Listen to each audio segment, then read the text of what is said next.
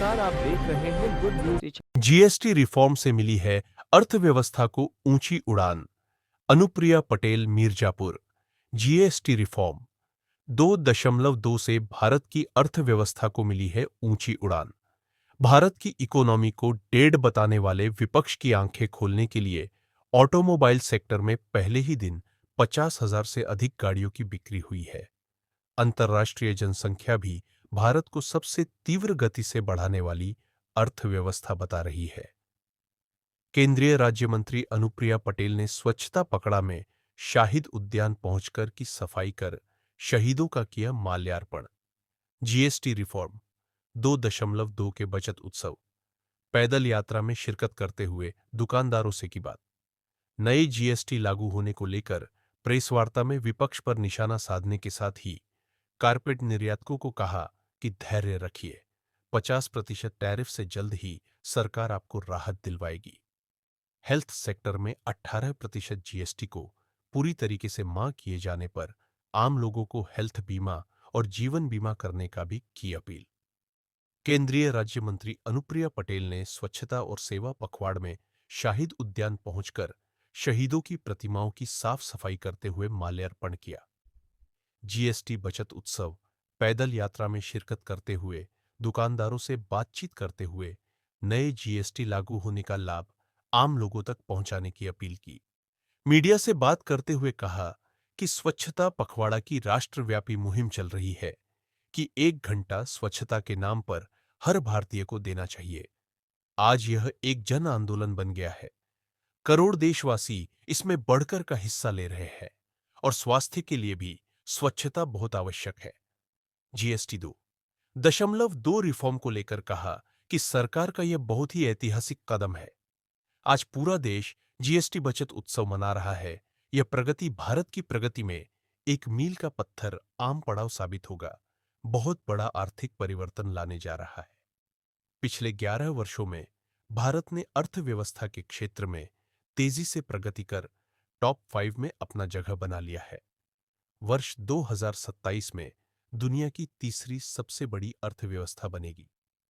विपक्ष पर निशाना साधते हुए कहा कि अर्थव्यवस्था की ऊंची उड़ान पूरी दुनिया को दिखाई दे रही है। इसके बावजूद भी विपक्ष के नेता कहते हैं भारत की इकोनॉमिक डेड इकोनॉमी है। ऐसे लोगों के लिए जीएसटी बचत उत्सव के पहले दिन जो हमारे देश में ऑटोमोबाइल की सेल हुई है उसको उठाकर देख ले तो उनकी आंखें खुल जाएंगी कि इस जीएसटी बचत उत्सव का कितना बड़ा असर हुआ है। जीएसटी बचत उत्सव का लाभ देश की जनता उठा रही है। किसान, महिला, युवा, उद्यमी सभी इसका स्वागत कर रहे हैं। बाजार में संपर्क अभियान चलाकर दुकानदारों और व्यापारियों से निवेदन किया कि इस छठ का लाभ हर आम आदमी को मिले, तभी स्वदेशी आंदोलन को बल मिलेगा और भारत 2047 तक विकसित भारत बन पाएगा। अमेरिका के द्वारा 50% टैरिफ मिर्जापुर और भदोही के कालीन पर लगाए जाने को लेकर कहा कि मिर्जापुर और भदोही में कालीन सबसे बड़ा उद्योग है। 100% कालीन विदेश में जाता है। हमारे निर्यातक 50% टैरिफ से चिंतित है। मैं सभी निर्यातक उद्योग बंधुओं को विश्वास दिलाना चाहती हूं।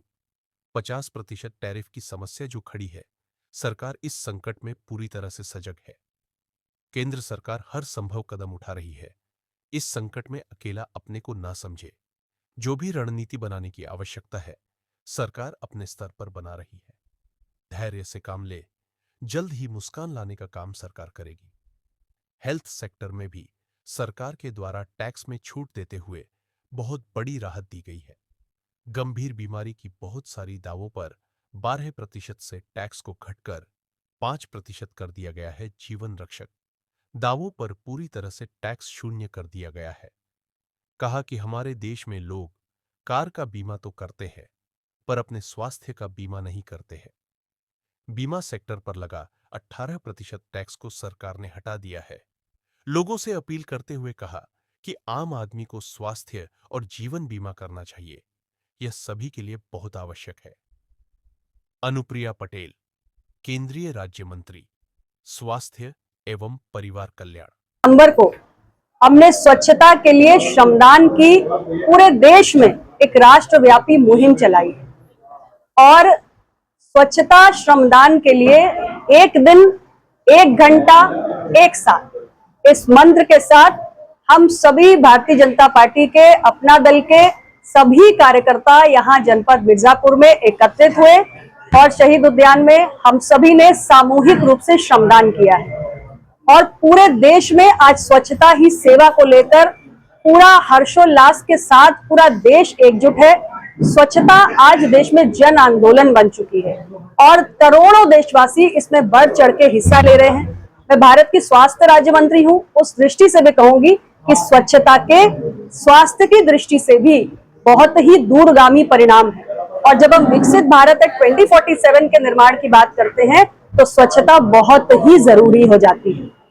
इसके साथ ही 22 सितंबर को नवरात्र के पहले दिन हमने एक नए अभियान को प्रारंभ किया। इस देश में पूरे जोशो खरोश के साथ जीएसटी 2.0 रिफॉर्म्स लागू हुए। जीएसटी बचत उत्सव आज पूरे देश में मनाया जा रहा है और भारत की टैक्स यात्रा में जीएसटी 2.0 अपने आप में एक मील का पत्थर है, एक अहम पड़ाव है जो बहुत बड़ा आर्थिक परिवर्तन लाने जा रहा है। हमारे देश की अर्थव्यवस्था आज दुनिया की चौथी सबसे बड़ी अर्थव्यवस्था है और इस अर्थव्यवस्था ने इन 11 वर्षों में फ्रेजाइल 5 से टॉप 5 का सफर तय किया है। हमारी कोशिश है और इस लक्ष्य को हम पूरा भी करेंगे। भारत दुनिया की तीसरी सबसे बड़ी अर्थशक्ति बनकर दिखाएगा 2027 तक। लेकिन इसके बावजूद भी अर्थव्यवस्था की इतनी ऊंची उड़ान आज जो पूरी दुनिया को दिखाई दे रही है, भारत की अर्थव्यवस्था फास्टेस्ट ग्रोइंग इकोनॉमी है, ये अंतरराष्ट्रीय एजेंसीज कह रही है। उसके बावजूद हमारे विपक्ष के नेता कहते हैं कि भारत की इकोनॉमी डेड इकोनॉमी है। तो ऐसे लोगों के लिए इस जीएसटी बचत उत्सव में पहले दिन जो हमारे देश में ऑटोमोबाइल्स की सेल हुई है, अगर केवल उसको उठाकर देख लें तो उनकी आंखें खुल जाएंगी कि इस बचत उत्सव का कितना बड़ा असर हुआ है। पहले ही दिन 50,000 से ज्यादा छोटी गाड़ियां इस देश के अंदर लोगों ने खरीदी हैं। इस जीएसटी बचत उत्सव का लाभ आज हर आम आदमी उठा रहा है। किसान हो, युवा हो, महिला हो, मध्यम वर्ग हो, उद्यमी हो, सभी लोग इसका लाभ उठा रहे हैं।